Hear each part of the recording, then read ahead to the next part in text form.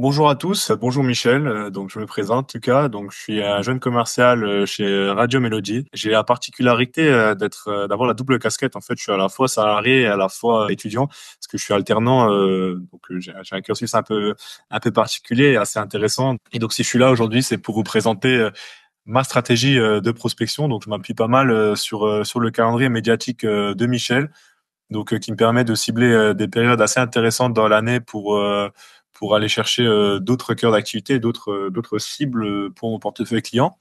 J'ai notamment utilisé ça sur la période de la Toussaint, par exemple, donc où j'ai ciblé plusieurs cœurs d'activité. J'ai ensuite demandé à ChatGPT de me présenter ce qui pourrait être intéressant comme cœur d'activité pour cette saison de la Toussaint. Donc j'ai eu un grand listing. Et là, je vais vous présenter par exemple un exemple que j'avais pour cette période de la Toussaint avec les fleuristes. Donc, j'utilise plusieurs logiciels ensuite pour me créer une base de données avec le nom et les contacts donc des entreprises que je vais démarcher. Donc, j'utilise beaucoup j'utilise depuis peu le logiciel Scarpio que j'ai découvert chez Michel lors d'un briefing. Et sinon, j'ai un autre logiciel que je connais depuis maintenant un moment. Donc, c'est le logiciel Smappen. Donc, j'ai appris à connaître notamment à l'école.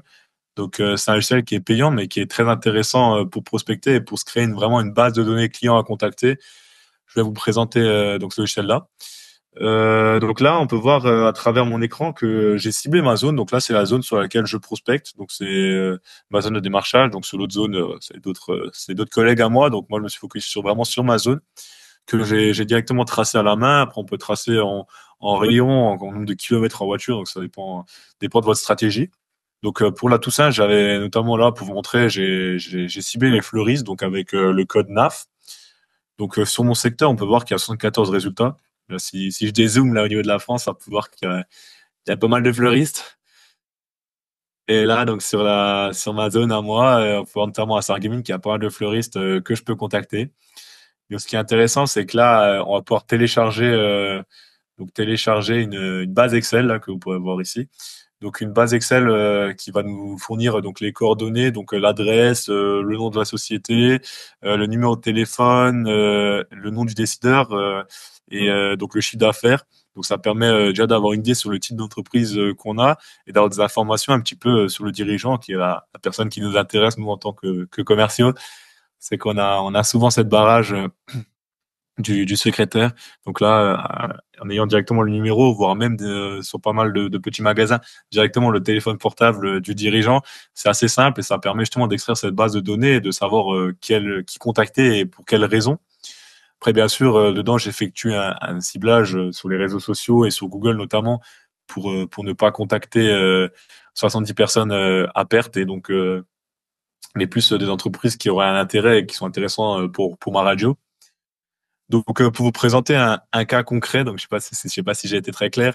Pour un cas concret, j'avais sur la période de mars-avril dernier, donc une volonté de développer tout ce côté rénovation de maison extérieure, notamment avec le printemps qui est une grosse période. Du coup, je me suis appuyé sur ChatGPT pour me fournir une liste d'entreprises touchées par les rénovations.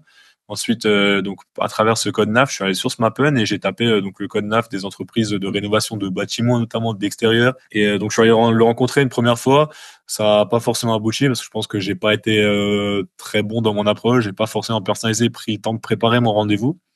Ça m'a appris qu'au fur et à mesure du temps, c'est très important vraiment de préparer son rendez-vous, mais je pense que vous le savez déjà tous.